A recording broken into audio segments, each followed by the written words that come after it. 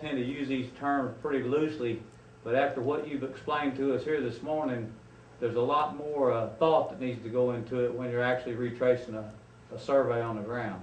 Well, it is, and of course I think the Board of Land Surveying has addressed it pretty well when they require you to have a bearing source, right, for any of your surveys, and that's good. It doesn't have to be due north. I mean, if you got a line that the original surveyor called to be running east and west, and you make your bearing source be along that line there, well, that's okay. There's no problem with that. Of course, I like the state plane coordinate system because that is true, but very seldom do you ever find a true bearing that you can derive from the state plane coordinate system that'll ever fit. As a matter of fact, I don't know of any case that ever fit a true north line that was called for in the original field note. And likewise, in 60 years of surveying, I've found hundreds of original corners.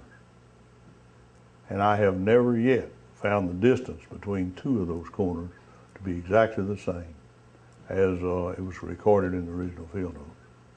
So that there again is say why you can't use exact distance on between there. And of course, sometimes it's pretty close, but sometimes it may be 100 very off. Yeah. One time we were surveying, one of the few times that I was privileged to work with you, we were,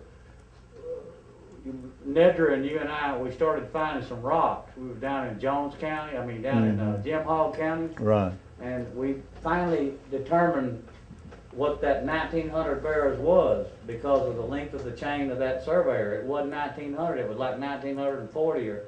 Well, that was a perpetuation also. We had Mr. E.J. Foster's survey work that he had done on the county line back there, and I believe in the 30s. Right. And he found some of those corners when he was in there in the 30s. And I said, well, I believe I can find him. And so we got in there and got on some of his stuff and backed up from that and found several of the rock mounds that was called for in there. Finding a rock down in those part of the woods, those part of that part of Texas, if you found a rock, you pretty much knew it was a marker because there weren't any rocks. Yeah, they had to haul it in there. That's right. It was sand country. They had to haul it. If you found a rock, somebody hauled it there. You know.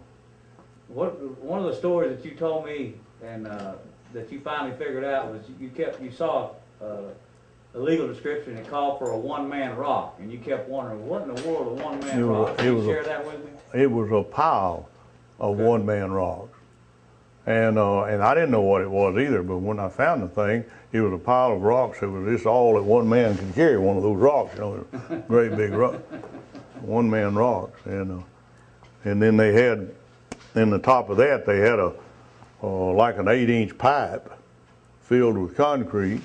And on the top of that, they had a bullet in the top of that thing. Wow. I've got it back there too.